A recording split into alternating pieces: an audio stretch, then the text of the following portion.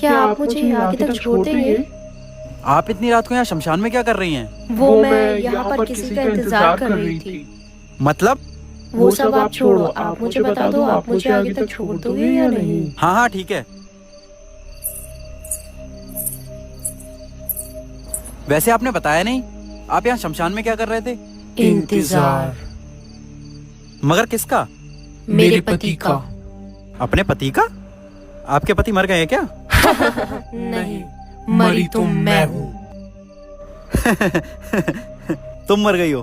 मजाक करने को मैं ही मिला था क्या, और कोई नहीं मिला? अच्छा तुम भूत हो ना? हाँ। अच्छा तो एक काम करो, गायब होके दिखाओ। किसने कहा कि भूत गायब होते हैं? होते हैं मैम, होते हैं।